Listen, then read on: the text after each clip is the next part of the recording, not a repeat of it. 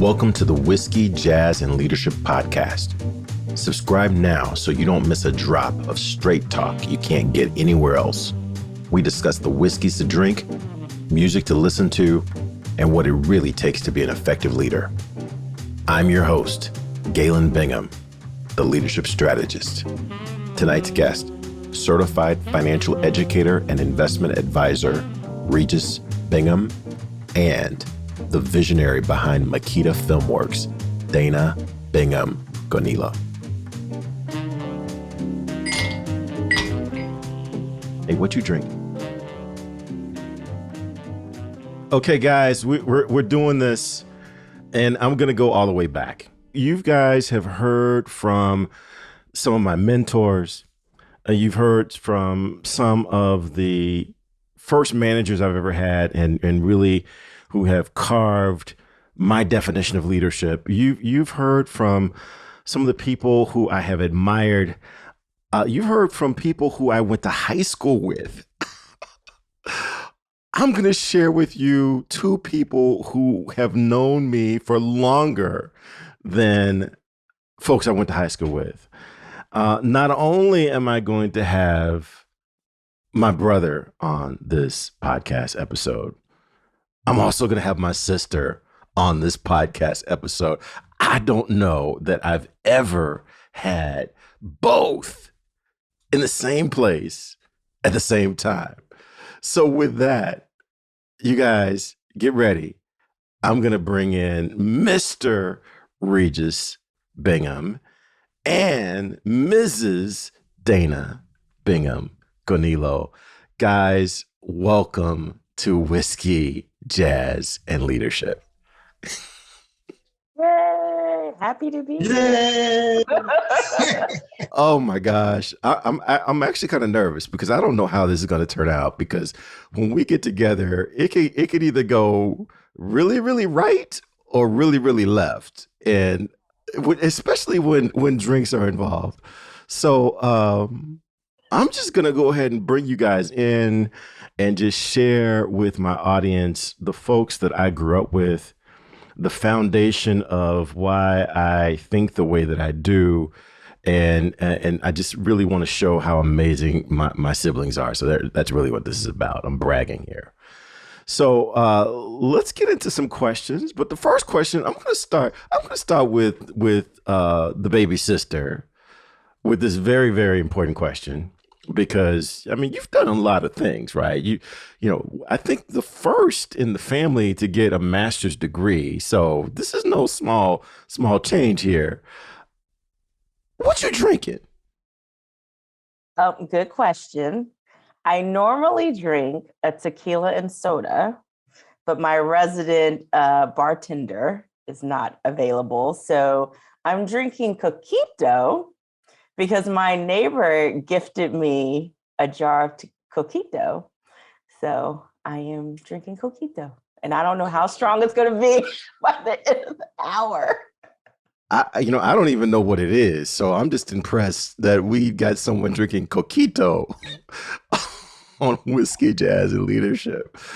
Okay, all right. So now I'm going to go from my baby sister to my baby brother, Reverend Good Dr. Regis Bingham. So what you drinking?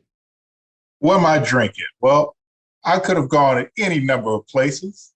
Typically, I like to go with my Deserano, but seeing how I was kind of in a rush after dinner, I had to go with another brown beverage, my all favorite apple juice. Apple juice. Filtered or unfiltered? Oh, unfiltered. Oh, okay, all right. Because I mean, one of our mutual acquaintances, Mr. Gerald DeBose, came on drinking apple juice and gave us like the whole apple juice ology. So we got another apple juice drinker. Okay, so folks know that I take some time and some care into trying to determine what to drink based upon the guests that I'm going to have. And so, I actually spent some time trying to figure this out because I could have gone for my all-time favorites. I could have gone for my recent favorites, but I decided to go with a whiskey that I used to be able to get pretty easily. As a matter of fact, when I first fell in love with it, I bought like 2 or 3 bottles and just had inventory and was drinking it. And then when I finally got down to my last bottle, I went back to the store to get more and it was gone. It wasn't available. And so I said, well, I'm just going to wait for it to come back. And it never came back. And then I realized this is a one-time deal. When it's gone, unless you want to pay. And I literally saw this online where I could buy a bottle of this for $1,400. And trust me, I did not spend $1,400 on this when I bought it. But I'm going to go with Blood Oath, pack number 1. And Blood Oath pack number 1 is my all-time favorite. It's actually under proof for what I typically drink. So it's only 98.6. I know a lot of people are thinking, only? But yeah, it's 98.6. But you can't find it anymore. If you find Blood Oath, they're up to like pack 6 or pack 7. And when I finally did some research, come to find out that this was a boutique blend that the guy was just making. He would just get some people together, have them inspire his batch for each of the pack. And once he was done with pack 1, he would move on to pack 2 with some different people.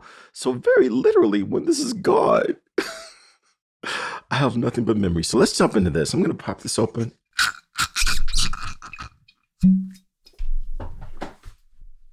Pour just a little bit. I'm going to nurse this because, like I said, only for family. That's the only reason I'm pouring this is for family. And while I nurse this, I'm going to ask you guys to just share a little bit about your background, just so folks can know the kind of people that I hang out with when I go home for reunions, when we talk on the phone. This is my everyday reinforcement. So let's go ladies first. So Mrs. Bingham-Guanillo. Let's see, where do I even start? Well, I am a filmmaker, I'm a producer, I am a video editor. I have launched my own media production company, Makeda Filmworks.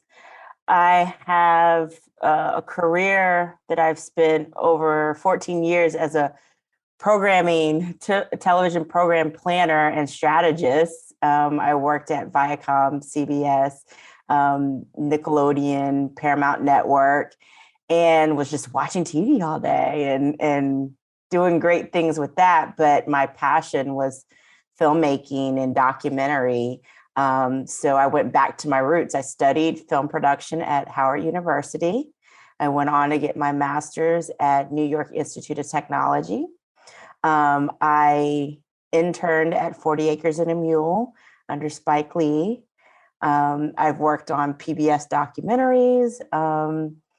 And yeah, it was time. I think the pandemic kind of shifted what I was thinking about, what I needed to be doing with my purpose and passion. I've always been a storyteller. I think you two know, I always ask that one question after watching a movie. Is it based on a true story? So I just wanted to get back to my roots and start telling meaningful stories and creating content and music videos and short documentaries. And yeah, that's where I'm at now. Well, I am positive that we're going to get into this, but I got to go back to some of the comments that mom and dad used to say when you were a young kid watching TV all the time. Girl, you're not going to make anything of yourself watching TV all the time. Right, and I proved them wrong. Little did they know. I basically, when I started working at Teen Nick, which is part of Nickelodeon, how I explained to them what I was doing. I'm like, I just watch TV. I watch TV all day. I decide what episodes go on at what time. And they're like, oh, okay, there's someone who actually does that. And I was basically, the walking inventory of every single thing that ever aired. And I would watch it beforehand. So Degrassi, I watched it from beginning to end, iCarly, all of those things. So I was revisiting being a teenager who watched TV all day. That was what I did. Mm-mm. All right. Well, let me bring in your other brother. So, other brother, good Reverend Doctor Regis Bingham. Share a little bit about your background, because a lot of people who have heard me talk about things will remember that I have often said that my brother is kind of obnoxious in that anytime he's curious about something, he gets certified and he gets a degree in that thing. He doesn't just read a book like normal people. He's got to like go get certified. So talk a little bit about your background and let's get into this conversation. Oh, well, I'm happy to be part of this. And I went to Bucknell, got my double major in psychology and sociology. I spent a great majority of my career in counseling and mental health counseling at that. I ended up teaming up with my baby sister at Howard while she was there undergrad. I was getting my master's degree in social psychology and ended up getting certifications as an NLP practitioner, in clinical hypnosis, and just really spent a lot of time in mental health counseling. Then, as I was just kind of growing and maturing and trying to make sure that my finances were where they needed to be, I wasn't really finding much help out there. So I had to go on my own search and study. And so I ended up getting licensed as a financial advisor. And where I really got a passion for was teaching people, not just as an advisor, but actually teaching people about money and finances. And so I recently got my national certification as a financial educator. So that is pretty much it. I'm a husband, father, and that takes up a great majority of my time in my life. Well, again, I'm just so excited to have both of you guys here on this podcast episode.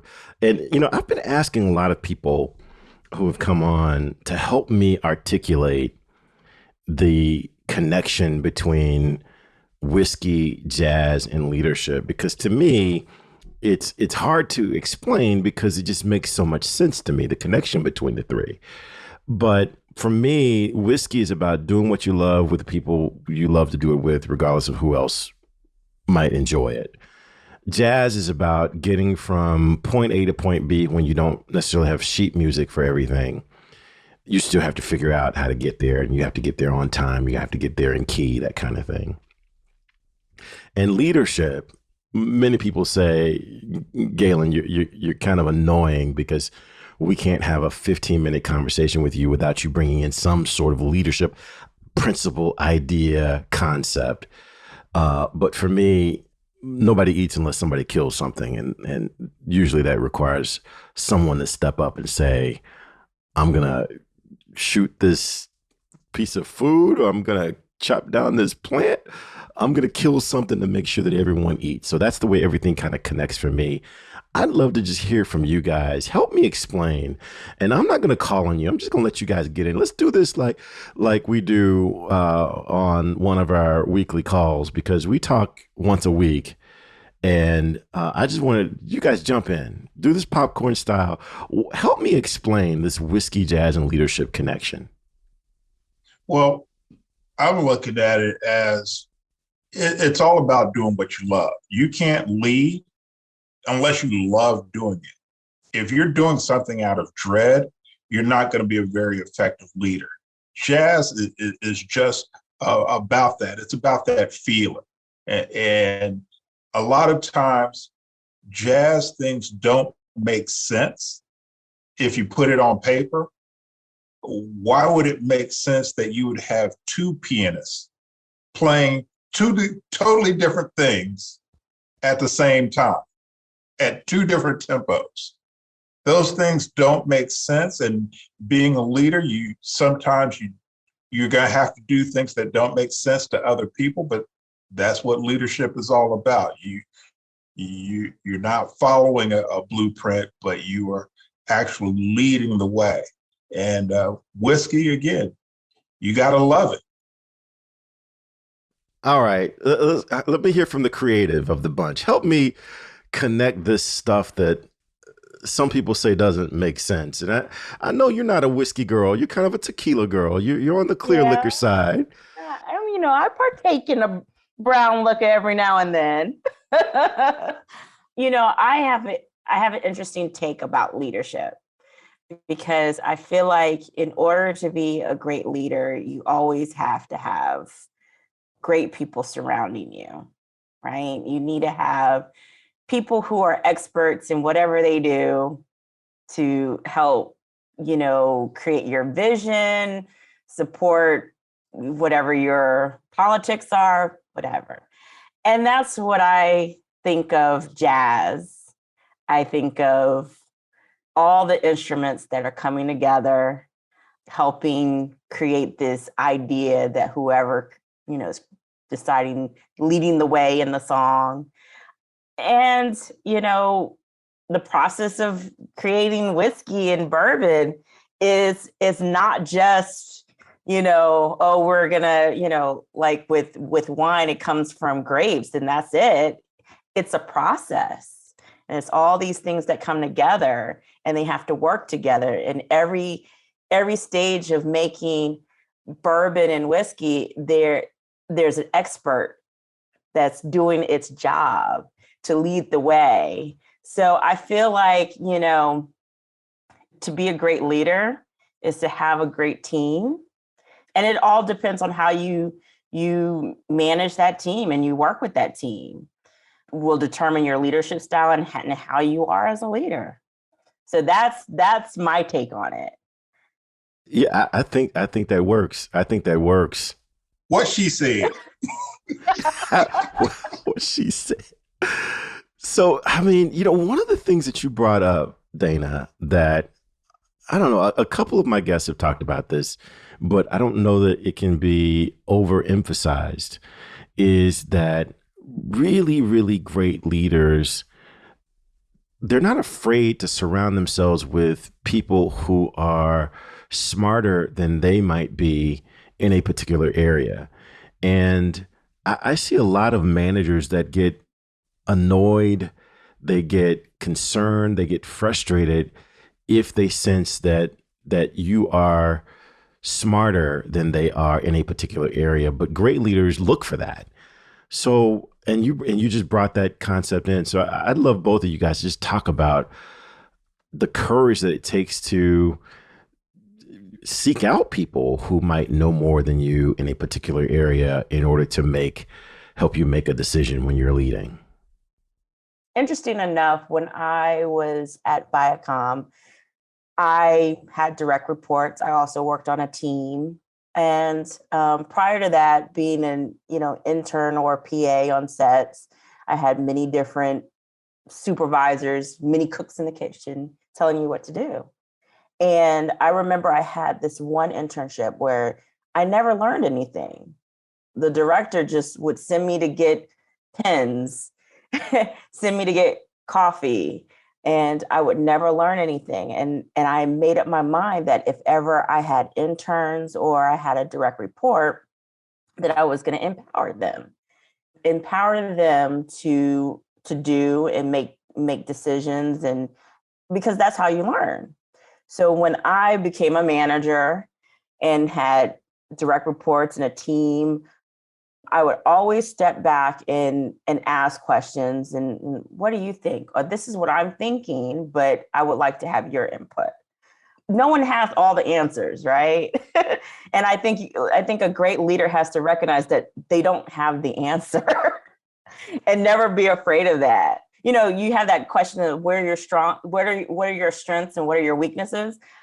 I know what my weaknesses are, and I always seek those people. I'm like, look, you understand the numbers better than I do. Can you explain this to me like I'm a 7-year-old? And that's what makes you better, because you're like, I'm constantly wanting to learn. And someone may be stronger in something and vice versa, So that's how I see it. Well, what's your take on that, Regis? Well, I go back to what Dad used to say all the time, that it's not a matter of, having all the answers. It's being able to go get it. And do you know where to go to get the answer? And so if you surround yourself with smarter people, it becomes easier to get to the answer that you're trying to figure out when you're problem solving. And so I spent a lot of time I have no problem in being able to say, hey, I don't know, but give me a couple minutes and I can go find out. I'll go find somebody who will have the answer. Yeah. One of the things that you brought up is, just advice that we've received growing up. So let's talk a little bit about what it was like growing up in our house. Now, there's 4 years difference between me and Regis. There's 8 years difference between me and Dana. Is it 8 years? We got 12 years. We got 12 years. We got 12 years between us. But the one thing that I have heard a lot whenever I would talk about, things that my parents taught me, or experiences that I had, people would frequently say, man, that's not real. There's no way that's real. That doesn't seem real. But that was the experience that I was just relaying. And I could not understand how, when those images were represented, in the 80s or in the 90s, the Cosby Show, and there's like, oh, well, that's not realistic. And I kept thinking, wow, that's pretty reflective of my experience. So talk about, what were some things? Is that just me, or have you guys received some of those comments as well? Absolutely. All the time. I was related to Theo pretty good in all the trouble he got into. I was just about to say. As a matter of fact, Dana, didn't we have an episode very similar to when Rudy got hurt from being kicked off the wall, and you got hurt from being, jumping off the couch, and and you got in trouble. And I got in trouble. I think for me, the reality check that my household was different from other households was when I went to Howard. And that's when I realized that, Black people have different upbringings. And I feel like many thought, oh, you just live in this alternate universe. But I think it is possible to have a life it's mirroring the Cosby Show. And, I feel like a lot of people need to understand or be open to the idea that somewhere in this world, there are people who lived like the Cosby Show as much as people lived like good times. Yeah, because a lot of things that I hear, people have experienced in their childhood, I'm like, oh, we didn't have that issue. We actually like each other. Fancy that. I actually like my mom and dad. And that is really hard for me, and to grasp the concept when you hear of family conflict.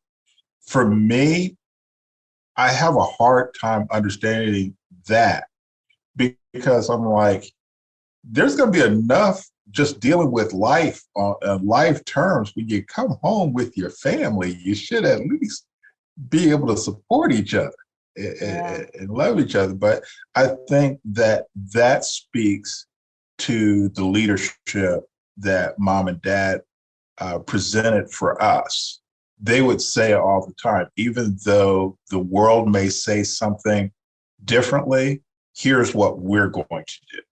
And that's the leadership that they have instilled in us. And I find myself oftentimes reflecting on that when I'm trying to make decisions as a parent myself.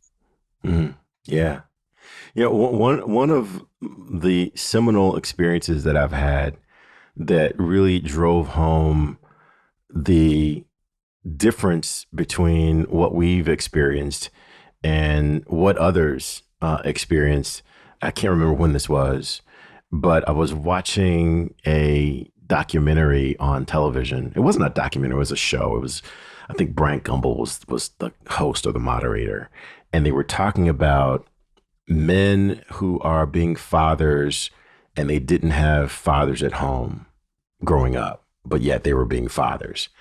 And it was just so fascinating to me because that was just so foreign from my experience. And I walked away thinking, oh my God, it is hard enough being a father, but to be a father when you don't have a point of reference, I don't know how you do it, right? My hat is off to the men that were on that show because they were being fathers and they didn't have a point of reference. And so I went to the barbershop, as most African American men do. And so I said, oh my gosh, this is amazing. Did you guys see this show? I just don't understand how these guys were able to be fathers when they didn't have a father at home when they were growing up. That's got to be challenging. And one of the guys said to me, you mean you had a father in your home when you were growing up?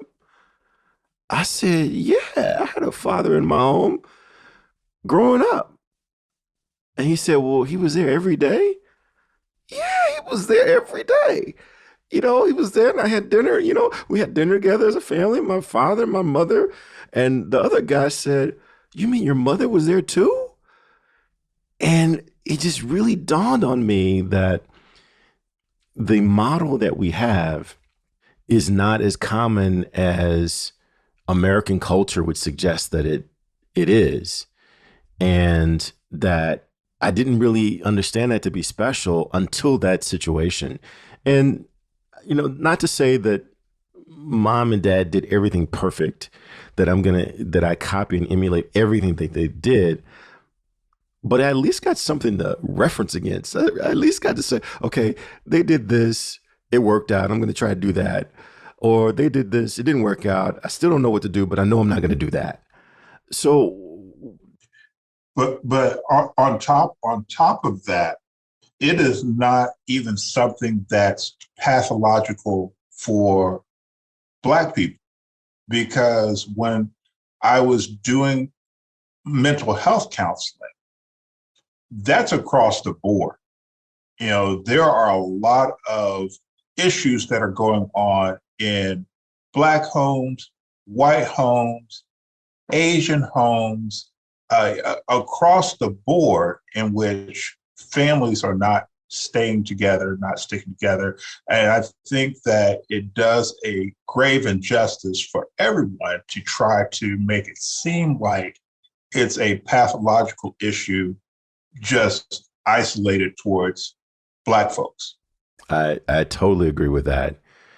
And probably, I think to your point, and then Dana, I'll bring you in, but even to your point, Regis, I think that it's probably more prevalent in the white community than you would let on. But in this American ideology, in America, you still have this Leave It to Beaver, June Cleaver, Ward, where, and Dana, I know I'm talking your language, right? Television references, Yeah. but that has been the image of the American family, and that's just not. It doesn't seem to be the American family anymore. It just didn't dawn on me that our living that June Cleaver existence was something other than what everyone was experiencing. I was just going to add, and it's great to piggyback off your whole television what you've picked up television references. Because I remember being at Howard in a class. I can't remember if it was like what class it was, but we had a big debate about, the images of Black people on television and if it's realistic. And my argument was, well, my life was like the Cosby Show. That does negate that, there are families that live like good times. My issue is that it's always an extreme. You have either extreme poor of Black people that's shown on TV or extremely rich of Black people who are shown on TV, and there's no middle. Mm-hmm. And I'm like, my life was in the middle. It was very, very regular, no drama, no craziness, but we don't have that luxury of seeing that on television. I think that's why I was so fascinated with trying to be a part of, behind the scenes of trying to change the image that we see of Black people. Mm-hmm. Because I think everyone needs something to relate to when they look at media. Because, and then also when you go to other places, people rely on what they see on television to dictate what they know of a culture. So when I go abroad, the first thing they think of when you say they know that you're American and you're Black, they're like, hip hop. They're rapping to me. I'm like, I'm not a rapper. Or they're yelling, Mrs. Obama, because those are the only images that they're taking in. So there's room for us to be, diverse within our own culture. Yeah. Even in what you just shared, some might say that the Cosbys were not depicted as being middle America because, one parent was a doctor, one parent was a lawyer. That's not middle America. That was our experience, right? We kind of had that experience. And so for us, that was middle America, but that's not commonplace, as I'm coming to appreciate now. That's not commonplace for people to hear at the dinner table their parent talking about negotiating for a Fortune 500 company at work. And to hear that just is part of conversation, right? I just negotiated this deal. Is there any more butter for the bread, right? That was normal for us, but that wasn't quite normal. Even to add to that, just the idea of college, for us, it was just understood. You finish high school, you go to college, you go on to either become a professional or you continue to go to school. It was just like this automatic thing. You go to college. And I didn't realize that there are people out there who, are the first in their family to graduate college, and they're, my peer. That wasn't heard of because, in our family, everybody graduated from high school and at least did some type of college or military. We advanced to something. So I feel like even on an educational level, there is, disparity. Hey, it's not too late. Hit that subscribe button so you're sure to catch the next episode. If you're really enjoying the vibe, leave us a review or become a VIP for guest and show exclusives. Cheers.